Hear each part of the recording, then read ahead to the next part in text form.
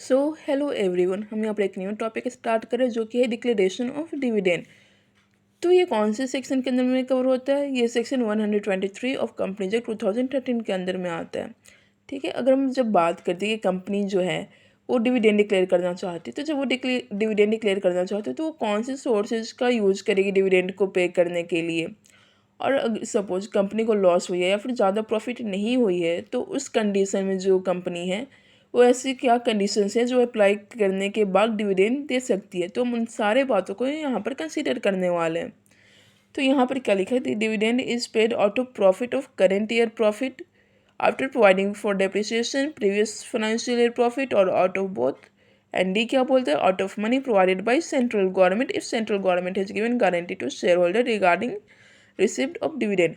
या तो आप कहने का मतलब यहाँ पे कंपनी, तो जो कंपनी है वो या तो इस ईयर का करंट ईयर का प्रॉफिट यूज़ कर सकती है, या तो पिछले साल का प्रॉफिट यूज़ कर सकती है, या फिर इस साल का भी प्रॉफिट यूज़ कर सकती है, पिछले साल दोनों ईयर्स का प्रॉफिट यूज़ करके वो डिविडेंड दे सकती है company.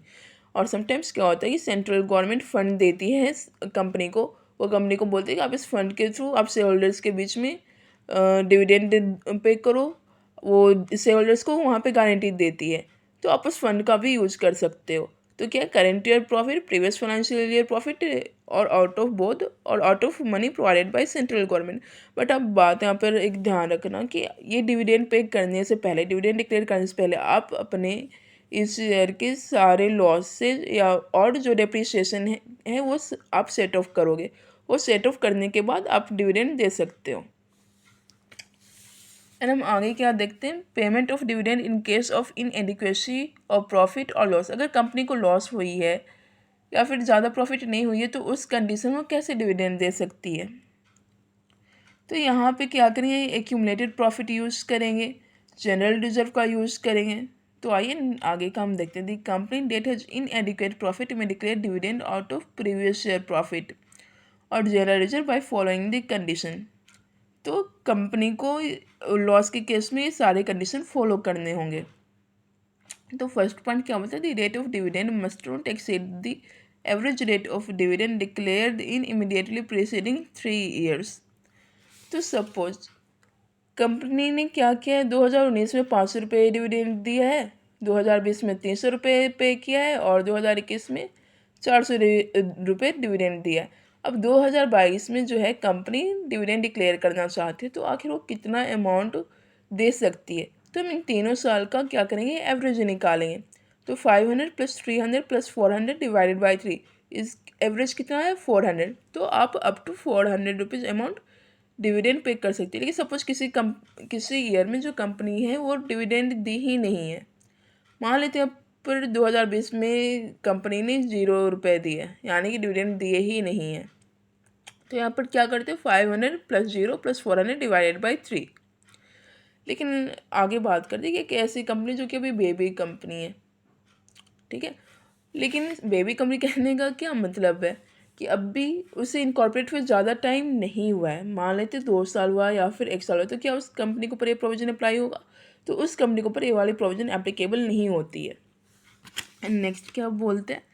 The maximum withdrawal from free reserve shall not exceed 10% of paid up capital plus free reserve. Third क्या बोलते हैं? The balance of reserve after such withdrawal shall not fall below 15% of the paid up capital of company. तो free reserve से हमें कितना निकालना है और फ्री रिजर्व में हमें कितना छोड़ना है बैलेंस। आप पूरा तो बैलेंस नहीं ना यूज़ कर सकते हो अपने फ्री रिजर्व का, कुछ तो अमाउंट उसमें छोड़ोगे, तो आखिर कितना अमाउंट छोड़ना है हम उन बातों को यहाँ पर देखेंगे। तो बी क्या बोलते हैं? The maximum withdrawal from free reserve shall not exceed 10% of paid up capital plus free reserve. हमारा फ्री रिजर्व कितना है? 2000 है। पेड अप कैपिटल कितना है? 3000 है। और हम इसका कितना निकाल सकते हैं? Paid up capital free reserve का हम कितना निकाल सकते हैं? 10% निकाल सकते हैं। तो 10% इसका कितना आता है? 500। ओके, तो so we can withdraw, we का मतलब यहाँ पर कंपनी है, so company can withdraw up to ₹500 from free reserve. Okay, and third क्या बोलते हैं? The balance of reserve after such withdrawal shall not fall below 15% of the paid up capital of the company. ठीक है, आपने तो अपने free reserve से amount निकाला, अपने शेयर होल्डर्स को डिविडेंड दे दिया है, ठीक है।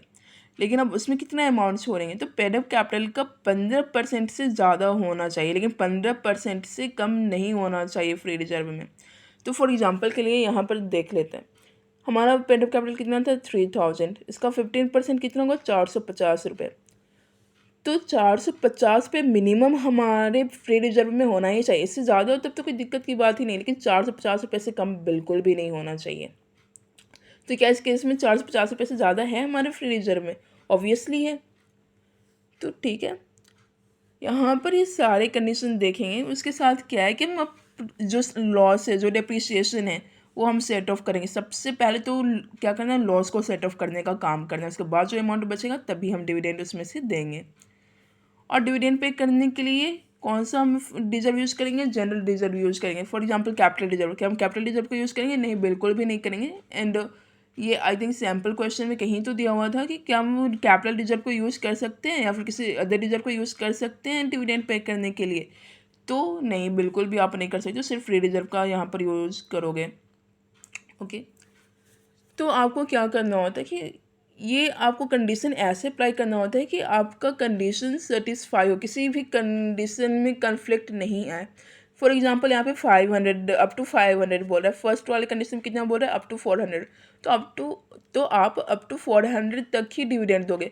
अप टू 500 बोल ही रहा है, लेकिन अप टू 400 यहाँ पर आप डिविडेंड पे करोगे, जिससे तीनों कंडीशन सेटिस्फाई हो जाए। तो थैंक यू।